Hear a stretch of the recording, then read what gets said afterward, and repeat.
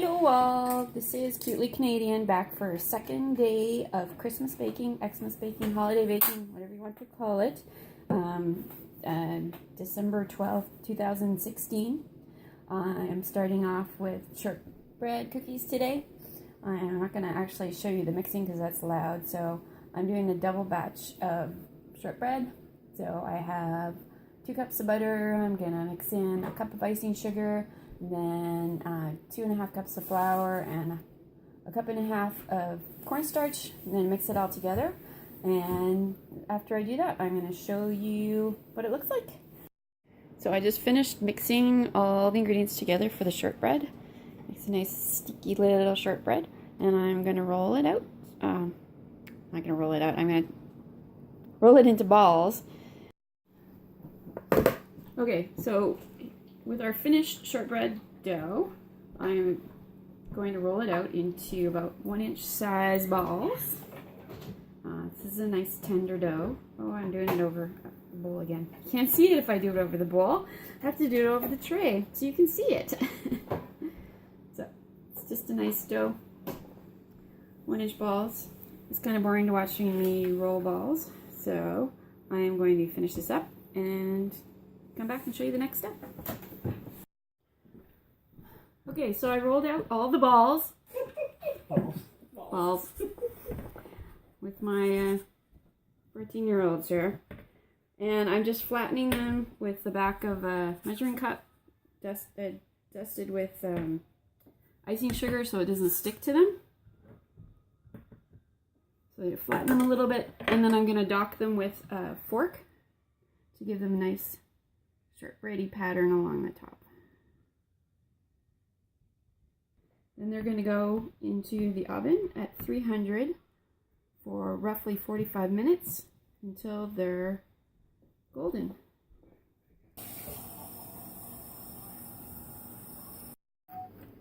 Okay, so we are making chocolate mint snowtop cookies, and this is what they look like in the picture, and they are delicious. This is again from the Better Homes and Gardens Christmas Cookies 2002 magazine, which is amazing. So what I'm going to do first is I'm going to cream the butter and add the sugar.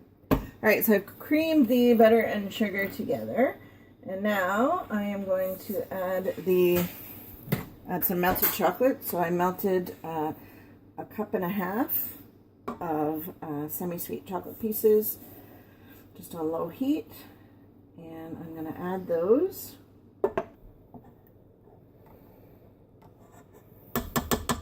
And now we're going to add 2 eggs. I'm going to turn it on just a little bit. I don't want the chocolate too hard. A teaspoon of vanilla and a teaspoon and a half of mint flavoring. Ingredients. So the dry ingredients are flour, baking powder, and just a pinch of salt. So I'm not going to add them all in at once. Usually I add them in 3s. And I'm going to add the chocolate chips going in. That's about a half a cup. Okay, there we go. Susan, do you want to show everybody the dough? So the dough is done now. It's very chocolatey. And now what I have to do is wrap it in plastic wrap and freeze it for half an hour. Okay, so now we have our dough for the chocolate mint snowtop cookies. It has been chilled. It was in the freezer for half an hour, and then it was in the fridge for a bit. And now we're just going to roll it out into balls and roll it in powdered sugar and bake them. Okay, so you want to make the balls about 1 inch or so in diameter. And they don't have to be perfect, but you just want to roll them up so they look about like that. And then I can't get your hands on the door. Roll them in the sugar. We have this.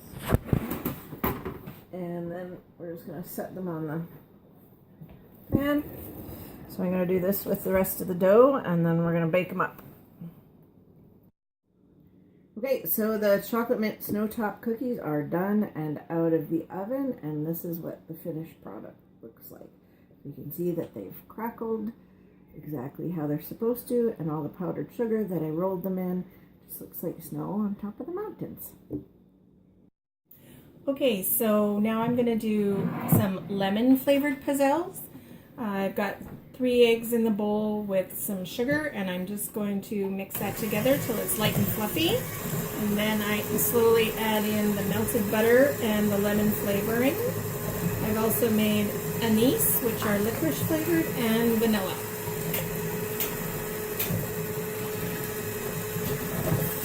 And then I slowly add in the baking powder and the flour.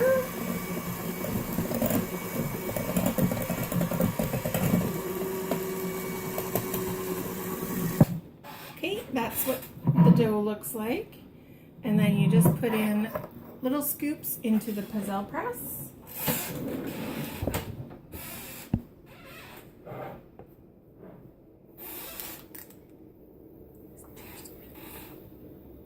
Yeah, it's quite the squeaky chair you got there, Angela. Then you close it just like a waffle iron, and we wait for them to finish. Okay, so they're ready. They're a light golden brown. Put a little bit too much in, so they're a little over. But this is the Cuisinart pizzelle press, and I just use the recipe that comes with it. And that's the lemon. And they came out really soft, so if you wanted to make rolls or cones or something out of them when they first come out, you could do that. Yes. And then you just fill them with mascarpone or whipped cream.